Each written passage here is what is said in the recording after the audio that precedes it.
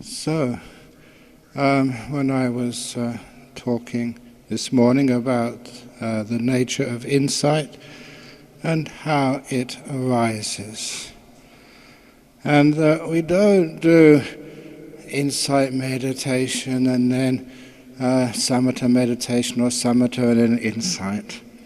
For those of you who know your suttas, there is one place which many people often quote, the 4 ways where people become enlightened, as explained by Ananda, if I'm not mistaken, just quoting the Buddha's teachings. And he was saying that some people do samatha first and then vipassana, some people do vipassana first and then samatha, and some people do samatha and vipassana together. Well, the last one is the one which is most interesting to people because it's not so clear. Or that somehow or other, I understand this as you get some inspiration, but in each one of these 4, the path becomes clear. And then you make much of that path to eventually become fully enlightened. And my understanding of that sutta is each one of those 4 different ways is the ways to become a so-one, to get the Pallava stream winning. Either of those 4, any of those 4 ways, but once you become a so-one, then it's all the same path, which is you make much of the path, you develop it, and that path is always the Eightfold Path, nothing else. But there is no just samatha vipassana, vipassana samatha, samatha vipassana. They all go together, and the reality is you do some calm, you calm, make the mind peaceful. And that serves the purpose, as I've been mentioning, of giving energy to your mindfulness. Your mindfulness increases in its power and the hindrances get less of an obstacle for you. So by doing samatha, you are suppressing the hindrances and increasing the mindfulness, which is why insight can happen. And when you get insight, it also suppresses the obstacles so that you get calmer and more peaceful. The 2 will always work together in my understanding. And you do a little bit of samatha and then you get insight. The insight helps the samatha helps the insight. This is not just that third option of samatha and vipassana working together. They always go together. And the simile which convinced me was again from Ajahn Chah. He never had much opportunity to give visual aids, no TVs, so he would use whatever was at his disposal. And when he was asked the question, the difference between samatha and vipassana, he would always hold up his hand, and he would ask or tell all the people looking, whether it was monks, nuns, laymen, laywomen, say, now you can see the front of my hand, you cannot see the back. Now you can see the back and you cannot see the front. Even though you can only see the back of my hand, the front is right behind. And now you can see the front of my hand, the back is right behind. And he called this is samatha, this is vipassana. Samatha may be leading, but vipassana is right behind. Vipassana might be leading, but right behind that is vipassana. They all tend to go together.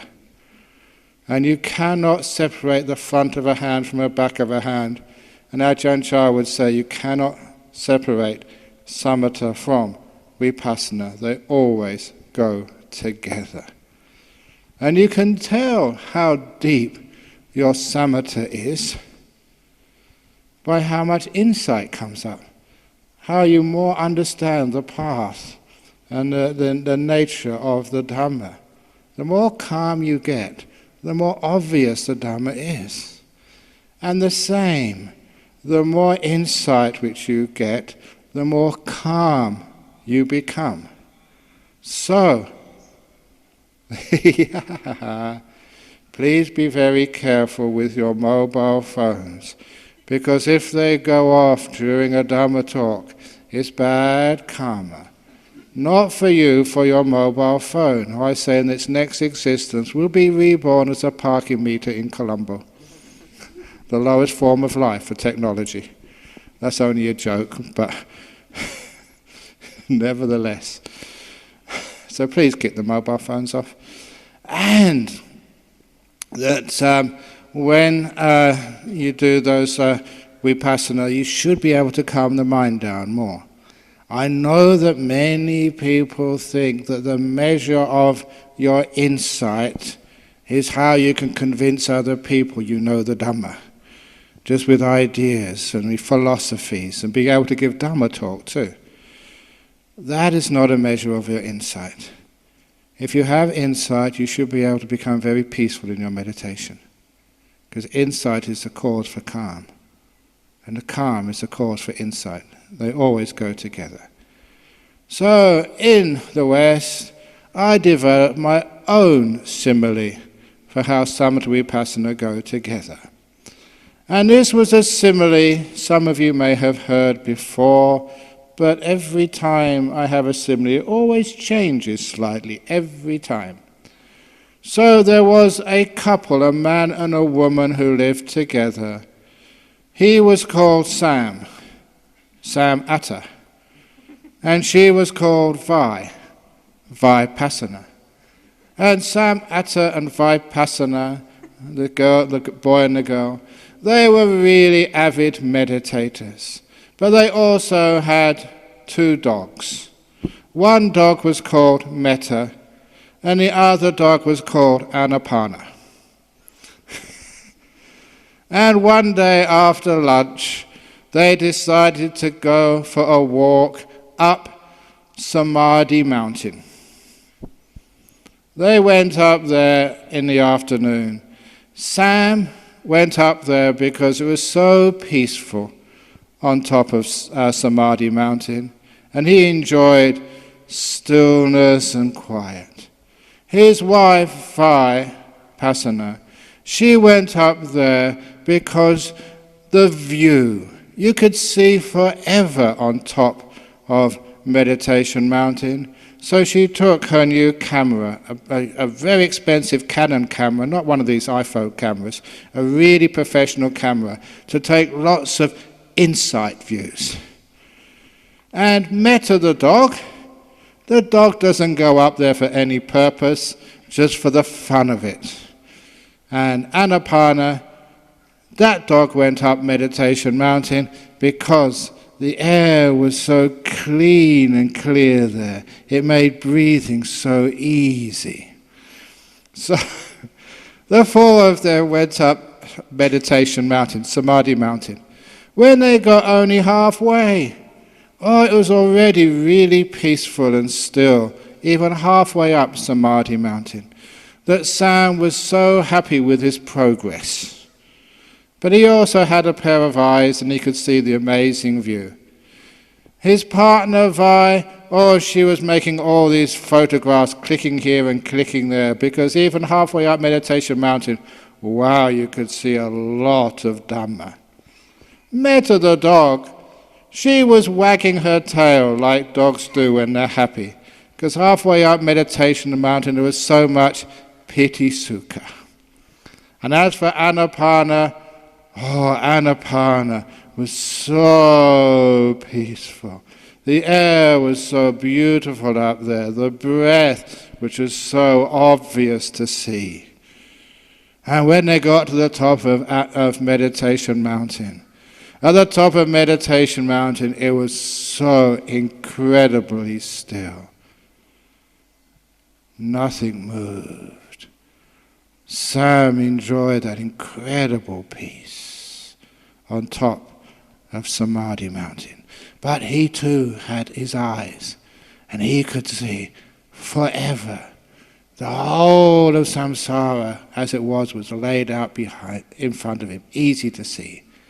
His wife, Vi, she was making all these incredible insight shots. The sorts of shots that very few people can even take. But she could also appreciate the stillness, because that was there too, on the top of Meditation Mountain. Metta the dog. Well, you know what it's like when dogs are really happy? Like that one who chewed my sandals last night must be really happy today. They're dogs. They just go, their tail wags until it's almost falling off, and they go round and round in circles.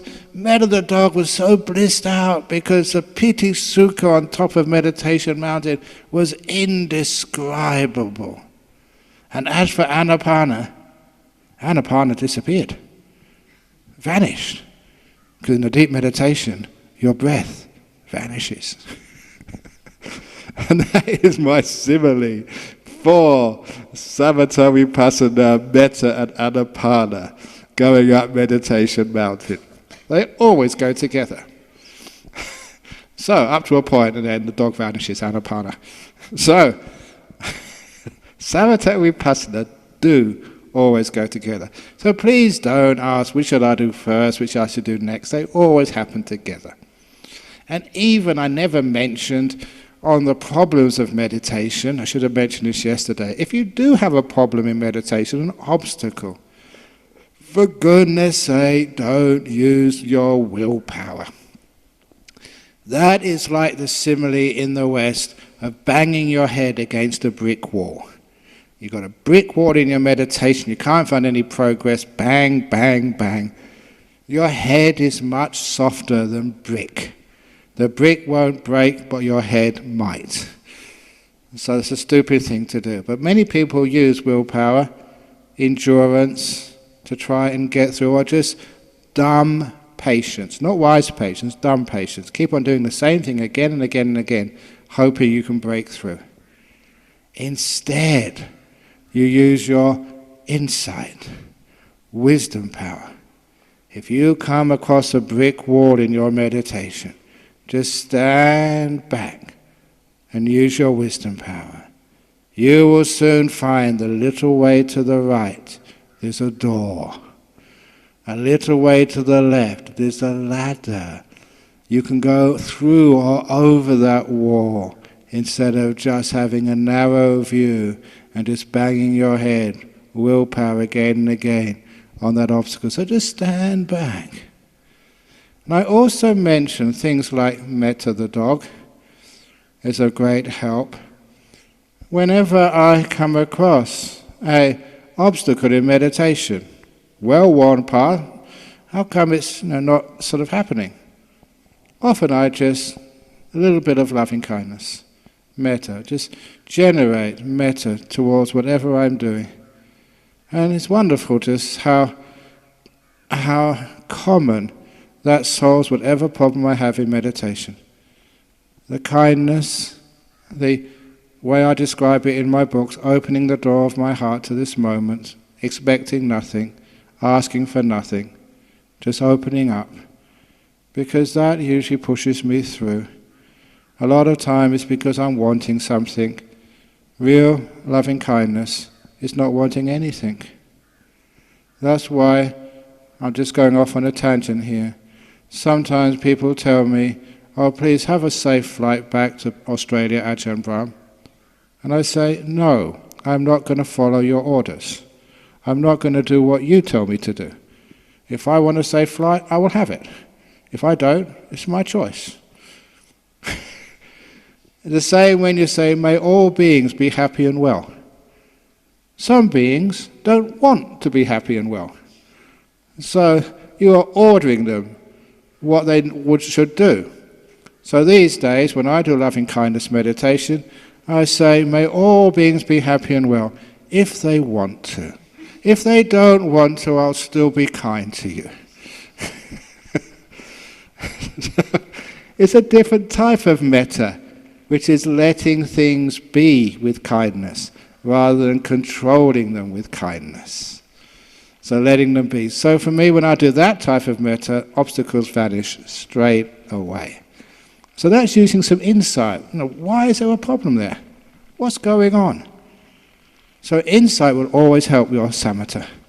And samatha will always allow more and deeper insights to arise. So they always will go together. So going back to where I finished this morning, the anicca is not just seeing things rise and fall, it's actually seeing things totally vanish, disappear. They were there one moment, and now they're gone. And of course, I got that from the understanding of the use of the Pali word nicca and anicca with the foods which were allowable for bhikkhus. The Sanghabata, Desa, butter, Nimantana butter, all those foodstuffs, offerings which were allowed. And one of them was nicca butter, a regular supply of food. The dayaka comes once a week on every Tuesday. That's called nicca food, nicca supply of food. Or maybe once a month. Or some of them in some viharas or aranyas, they come once a year. Maybe on the anniversary of their birth, the whole family comes once a year and does everything. That is nicca butter. And if they decide that regularity, always there, same time of year, if they decide to stop that, that's called anicca. What was regular, always there, ceases. So that gave me a far better understanding of the use of this word, and realized that many people do not penetrate anicca simply because they don't really fully understand the meaning of the word, and secondly, they don't have the data of things actually vanishing. So after you come out of a jhana, things have vanished, they've aniccaed. And you've also noticed they don't just disappear just fast, they fade away. That's viraga. And again, viraga has two meanings. The meaning which most people translate it as is dispassion. And I can't understand that word, because viraga, the raga finishes a long time before you get close to the deep meditations. But this is another meaning of the word, of a fading away, a disappearance. It was because of that word that, and it was Ajahn Brahmali who actually chose the title of one of my books, The Art of Disappearing. It's the art of viraga, of things vanishing, little by little, stage by stage, one by one. And the reason why it's important to understand this process of viraga, things disappearing little by little, is made very clear by another simile which I made up, the simile of the emperor. So once upon a time there was an emperor, and no one knew who this emperor was, whether it was a man or a woman, old or young, whether it was Sri Lankan or from China, from Korea, or from Europe, or from Australia. The reason no one knew who this emperor was, because every time the emperor appeared in public, the emperor was covered head to toe with 5 pieces of clothing. The emperor had boots which not only covered his feet but went right up past his knees to his thighs. The emperor, I shouldn't have said his thighs, to the thighs. The emperor had his trousers which overlapped the top of the boots and came way up the waist. And the emperor had a jacket. The bottom of the jacket overlapped the top of the trousers. The sleeves of the jacket went way to the wrists and up to the neck. And the emperor had gloves which covered the hands and overlapped the end of the sleeves of the jacket. And lastly, the emperor had a helmet which totally covered the head and overlapped the top of the jacket. So these 5 pieces of clothing, the boots, the trousers, the jacket, the gloves and the helmet, covered every part of the emperor's skin, body. So no one ever saw the emperor no one knew who the emperor truly was. Now that simile, hopefully, if you haven't heard it before, you've worked it out. The emperor is your mind, your citta. And the 5 pieces of clothing are the sight, hearing, smell, taste, and physical touch. Every time the citta appears, it's covered with those 5 pieces of clothing. And the only way you can understand what this emperor, the will and the knowing, truly is to take off those 5 pieces of clothing, to take off the boots, the trousers, the jacket, the gloves and the helmet, to see the true identity of the emperor, your citta. Which is why you have to take away seeing, stop hearing, suppress smell, abandon a taste, and totally relinquish physical touch, for you to understand the nature of this emperor called the citta. And that is precisely the job of the jhanas, to free the citta, vimochayang cittang, from the 5 senses. And then you have an idea of what this citta truly is. And that is based on one of the Buddha's similes of the goldsmith. If you want to find out the nature of true gold, pure gold, you have to get some gold, and you have to take away the impurities first of all, the tin or the zinc or whatever else is in that sample of gold, until it's pure 100% gold, and then you can find out its properties. And that was the Buddha's simile of purifying the mind from not just the 5 hindrances, but also the 5 senses. Vivicca kamehi, vivicca akusalehi dhamehi. Free from the 5 senses, free from the 5 hindrances. That's description of first jhana by the Buddha. Once your mind, the citta, is freed from those things, then just like a goldsmith, like a chemist, you've got pure gold, now you can understand its true nature. So that is why these things have to disappear, have to fade away. And this is what you have done. You've done the great disappearing act of meditation. You've sat there, and little by little things have faded away. The past and the future have faded away. The coarse part of your body has faded away.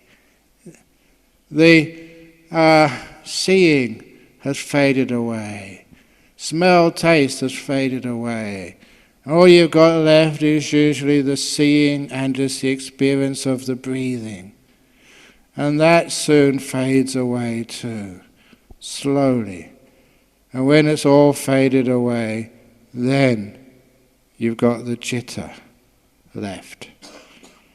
Sometimes I describe the importance of the breathing using a simile of crossing a stream which is too wide to step across, and there's no bridge.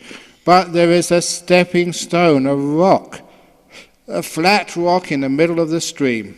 So you can step onto that rock in the middle of the stream, and from that rock step to the other side. And that rock in the middle of the stream is the breath. So you can't jump over. Some people manage it to do it without the breath, but it's very difficult. So by letting go of the body and all the other 5 senses, allowing them to fade away, you go to the breath first of all, and you focus on the breath. You allow the mind to settle on the breath. So all you see, all you experience is the breathing, and you can't hear, or it's thousands of miles away when you're hearing. You can't feel the rest of the body, just the breathing. You can't see or smell or taste. All you've got left is that last part of the 5 senses, the breathing. It's a stepping stone. And from all the 5 senses to the breath, from the breath over to the citta, the nimitta and the jhanas. It's like a gradual fading away of your 5 senses in order to see what happens when the 5 senses disappear, to understand the citta, the mind. And this is something which is always quite a struggle for me. As a popular monk, I meet many scientists, and not only do they reject rebirth or reincarnation, whatever you tell it, they also reject the existence of a mind, a citta. They still manage to believe that the mind is some byproduct of the human brain. And even though the evidence is mounting, it's compelling, they still refuse to understand or accept even the possibility there can be such a thing as a mind, as a citta, independent of the other 5 senses.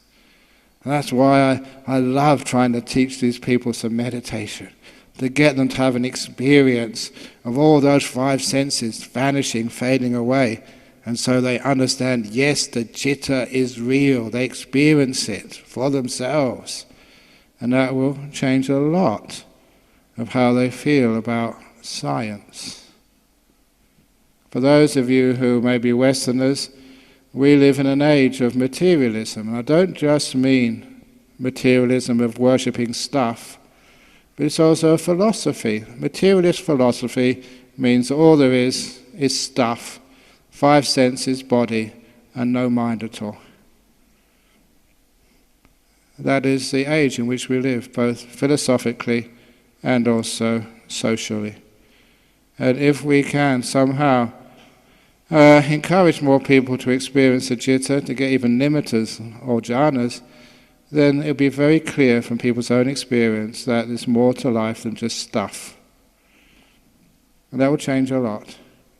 But for those of you who have problems with maybe your family or friends, explaining what the mind is, I always love to bring up a simile which is not in the suttas, because this came from the friend, or rather the daughter of one of my friends who I was at college with. And it's a wonderful story, very logical, but the answer is so Buddhist about what the mind actually is. So, my friend Jeff, who I still see, a common friend with this Professor Bernard Carr, who I mentioned earlier, who was a close friend of Stephen Hawking's. My friend Jeff wrote a letter to me in my first years as a monk in Thailand, telling me about something which happened to his daughter, who was called Pascal, because he married a Swiss girl. And Pascal's first year in school, grade 1. And the teacher asked every child in the school the question, what is the biggest thing in the world? That was the exercise for 5-6-year-old children. So one kid put their hand up. This actually happened. My daddy is the biggest thing in the world. It's just a child, and to them the daddy was huge. And someone said, no, an elephant is much bigger than her daddy, because they'd just been to the zoo a few days earlier. No, a mountain is much bigger than an elephant. It's getting better each time. But then Pascal, the daughter of one of my best friends in college, put up her hand and said, no, miss, the eye is the biggest thing in the world. And no one, not even the teacher, understood what she meant. So, explain. Well, miss, said this 5-year-old genius, who, by the way, later graduated with a PhD from Oxford in biochemistry or something. She was brilliant at 5, let alone when she was 21. And she said, my eye is the biggest thing in the world because my eye can see her daddy, My eye can see an elephant. My eye can see a mountain and so much more. If all of that can fit into my eye must be the biggest thing in the world. Now that is insight. Seeing things from a different angle, a different perception, which gives you a much broader understanding of truth. And it was so remarkable, he sent that experience in a letter to me, and I wrote back and said, I'll give your daughter 9 out of 10, but not 10 out of 10. Close, but not quite enough. It is true that your mind, anything can fit in, sorry, I've already gone too far, that your eye, many things can fit into your eye, but your mind is something even larger, because the human mind can see everything the eye can see, and it can imagine things you'll never ever see in this real world. Your mind can hear sounds, real and imaginary, tastes, smells, touches, and it's also got its own area, specific to the mind. Everything which can ever be experienced or known, all of that can fit into your mind. Therefore, the mind, the citta, is the biggest thing. And you may have noticed I never said the biggest thing in the world. The world can fit into your mind. You can know the world. Everything you can ever know fits into your mind. Therefore, the world fits in there too.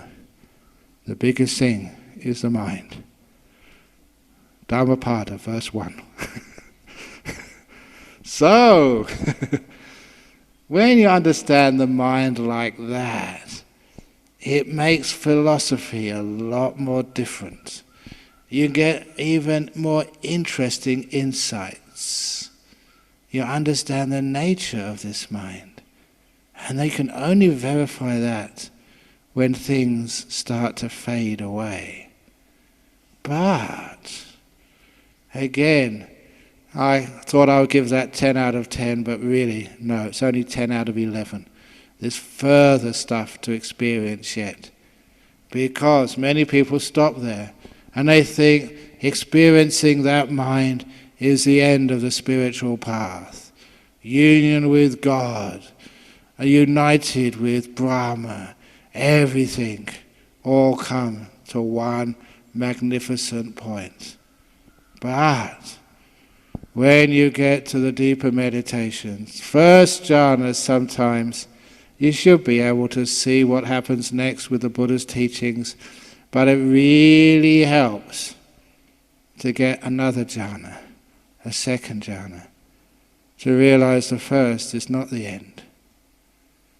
Many people, if they have not enough teachings of the Dhamma, may experience a first jhana and confuse that to being fully enlightened. It has many of the attributes of enlightenment. You can't find any perception of a self in there, no me, blissed, peaceful, still. So many people confuse even the first jhana for enlightenment, the end of the path. Samadhi, in Hinduism, is often regarded, when you reach samadhi, that's it, that's the end. But if you get a second jhana, then you realize first jhana is not the end. There's more. And after second jhana, soon you find out there's more. The mind now starts to fade away. Viraga is not just confined to seeing, hearing, smelling, tasting and touching, not to the 5 senses and its objects, also to the 6th sense and its objects as well. They too fade away, which is the scariest thing you'll ever come across. When people meditate, and again I should have mentioned this yesterday when I was talking about the obstacles, Fear is one of the obstacles which often comes up in the deeper stages of meditation and stops you progressing. Why is it fear? It's because something you're really attached to is being taken away. And by attached to, I mean deeply attached to. Something which defines the sense of who you are. Your personal identity is being destroyed. And for many people that's the most difficult thing to let go of. Not their material possessions, but their mind possessions, their sense of self and identity and being. That starts to vanish. When your senses vanish, your 5 senses, you realize there's nothing to do with this body. You are not a man. You are not a woman. You are not gay. That's why gays are allowed to ordain, because that's just the shell. That's not who they really are. You are not Sri Lankan. Just your passport says that. I like to get passports for arahats, enlightened beings. And when they say, what is your name? They say, just Arya. When you have your photograph, it's just a blank spot there. No identity. You've given up an identity. When they say what country you belong to, say nowhere.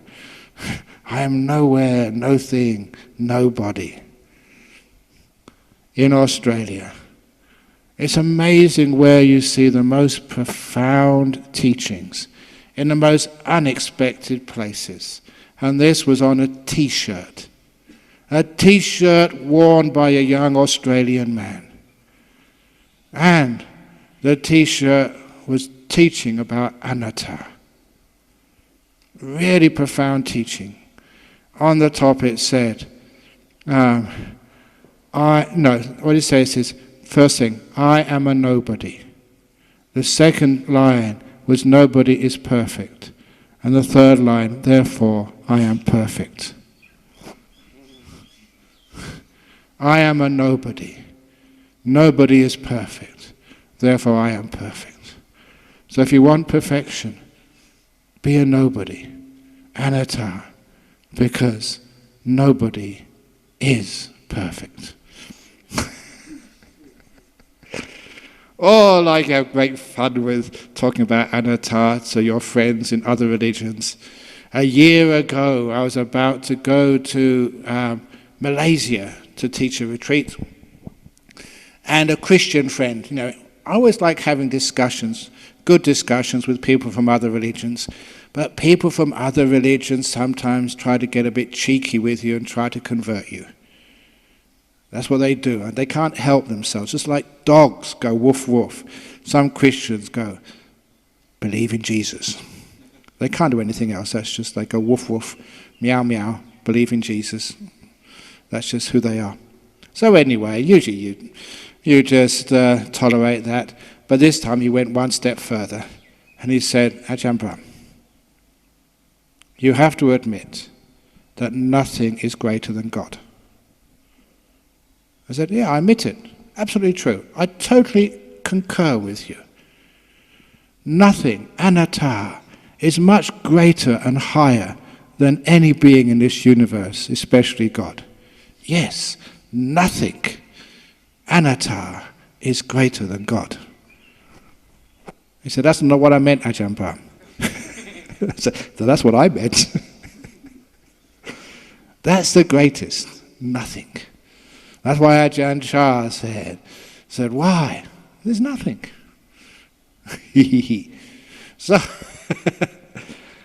anyway, when things fade away, that's when you find everything fades away. And the result of fading away, it fades away slowly. Not suddenly, it's there one moment and totally gone. It vanishes, like being or the best simile, many of you Sri Lankans, I'm not sure when you were at school, you read the books by Lewis Carroll, Alice in Wonderland. I don't know if that was in your curriculum? No, okay. But this was a famous English author who was actually a professor of mathematics at Oxford. And he wrote these books. Apparently they made movies of Alice in Wonderland now. But he was very strange and weird, this Lewis Carroll. And he wrote the passage of the heroine, Alice, coming across a Cheshire cat. A Cheshire cat is a species of cat which it just always looks like it's smiling. That's just its nature. It's not really smiling or happy, just the way its mouth is formed. It looks like it is smiling. And this Cheshire cat appeared on a branch of a tree and suddenly vanished. And then appeared again and suddenly vanished. This was in a novel. And Alice said, "I wish you would stop vanishing so fast. It makes me quite dizzy."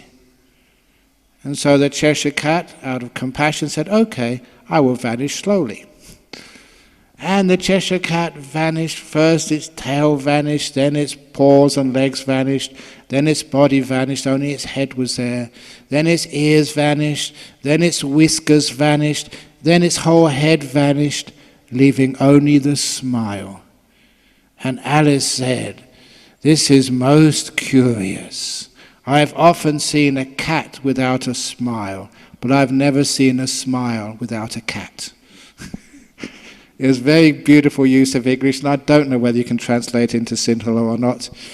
But when I read that, or rather remembered that, I thought, wow, what a great simile that is for viraga.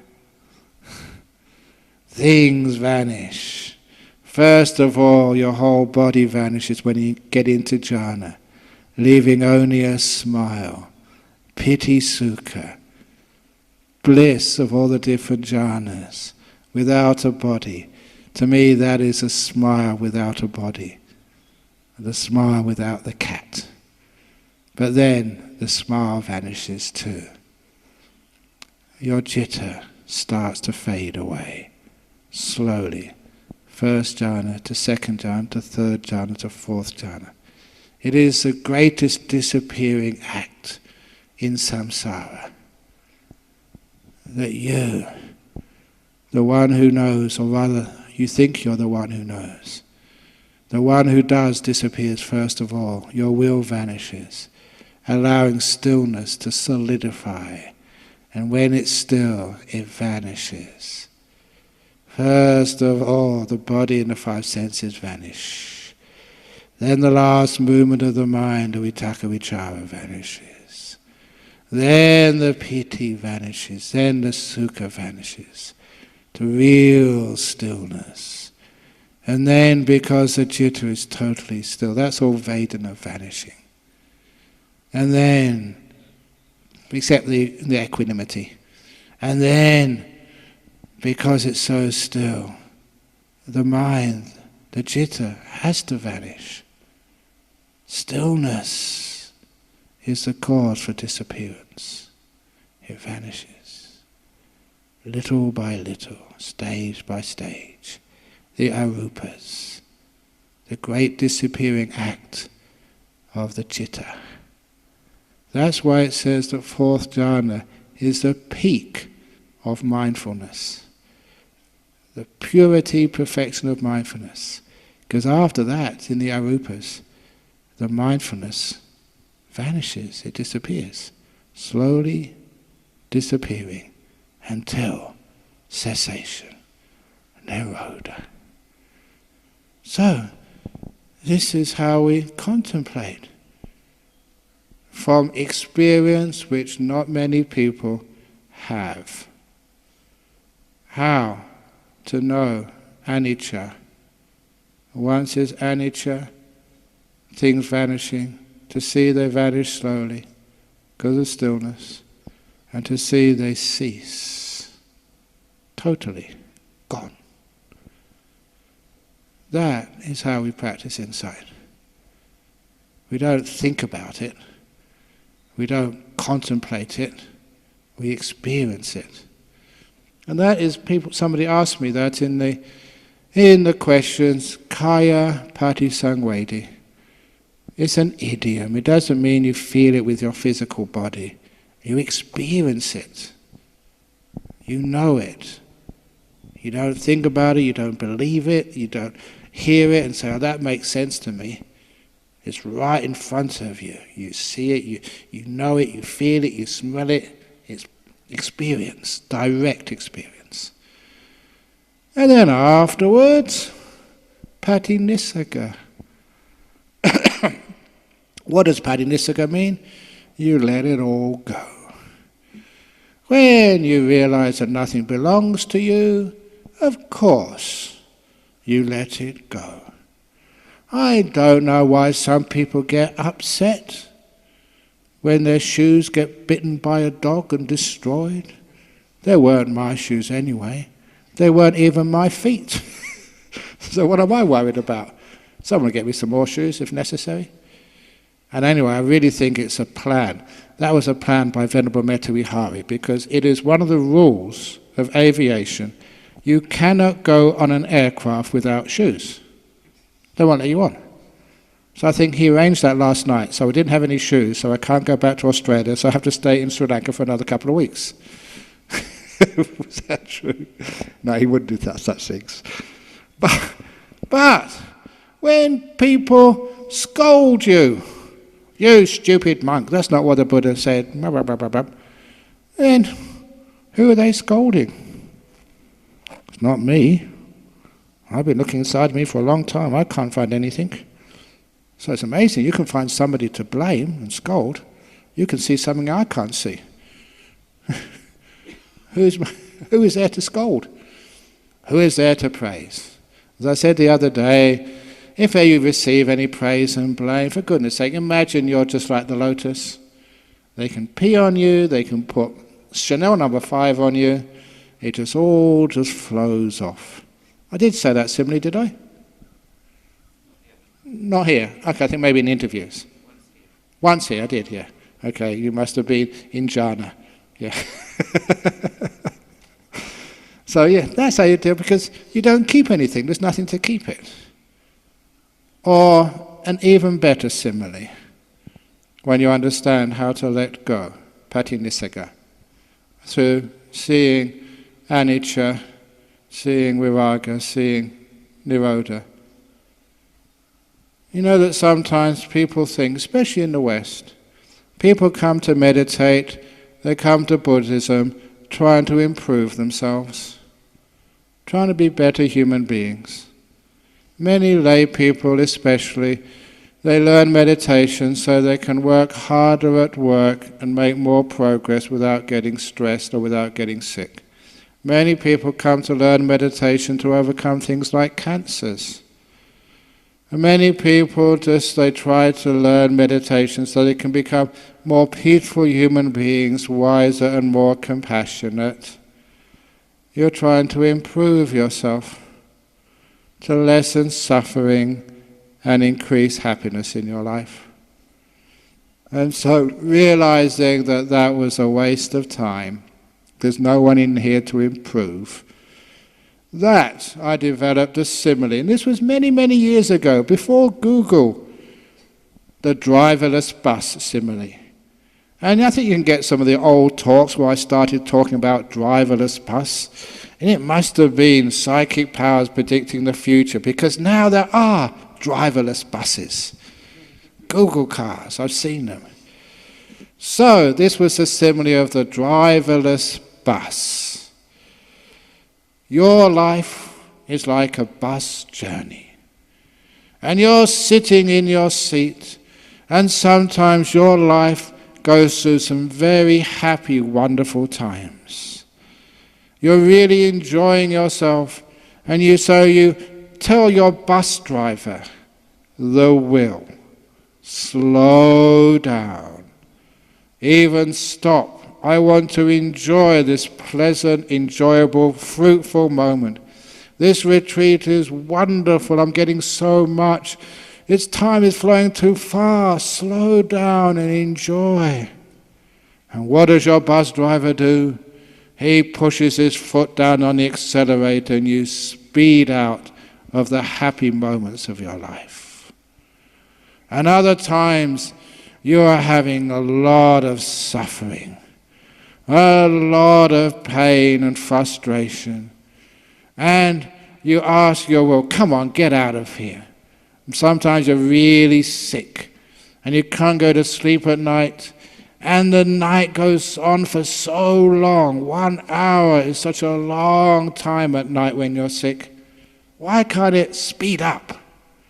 So you tell your bus driver, come on, this is a terrible place we're going through. Speed up. And what does your bus driver do? Slows down. Suffering lasts much longer than it should. Happiness, it passes too quickly. So many people come to Buddhism so they can get more wisdom and compassion, not for the purpose of ending samsara, but for the purpose of controlling samsara, so they can have more happiness and less suffering. So they can slow down in the happy moments of life and speed out of the difficult moments in life, using wise teachings like my 2 bad bricks in the wall, like open the door of your hearts, all those teachings which are pretty meaningless actually, but they help get people involved in Buddhism, and they raise a lot of funds from our temples. But the real teaching is this, that after a while, when it doesn't work, when you try everything to lessen suffering and increase happiness, you try meditation for that sometimes. So what happens when you get frustrated? You feel it's this will, it's its fault. My will is so stupid. Surely by now, when I need to get into jhana, will, come on, get into jhana. And sometimes it doesn't do it. Stupid will, why not? Come on, be wise. Go and see some teacher and get all the tricks so you can have fun whenever you want. And when you're sick, have suffering so you can get out of suffering whenever you want. Find all the tricks. So, you want to find that bus driver and teach it the Dhamma for the purpose of increasing happiness and lessening suffering. That's the reason you do this. But you have to find the will, the bus driver, to teach it how to drive a bus. And that's what happens in meditation. You get to the bus driver's seat in second jhana. This is simile. The bus driver's seat, the will. The one who decides what you're doing, how you do it, how quick, how fast, how slow. And when you find the bus driver's seat in your citta, that is where you get an experience you never expected. The bus driver's seat is empty. There's no one there. You are not in control of your meditation. You think that you've made all the wrong decisions, that's why you haven't got jhana yet. You think you can listen to a monk like me and train your will so jhana's become easy. That is gomayang. Because what happens when you find that bus driver's seat? You find it's empty. No one is driving your bus, your meditation. So what happens? You go back to where you're sitting in the back of the bus. You stop complaining. There's no one to complain to. No more craving or wanting. It's a waste of time. There's no one who will listen to me when I say, I want this, I want that, I crave this, I crave that. Total waste of energy. There's no bus driver you can order to do anything. And also you stop getting aversion. No one's fault. You can't blame the bus driver anymore. He stops in the suffering, not bus driver, no one's fault. It's cause and effect, karma, that's all it is.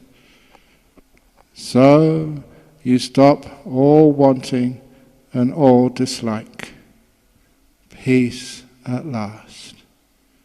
If you really understand that simile, not just theoretically, but from experience, that's anagami.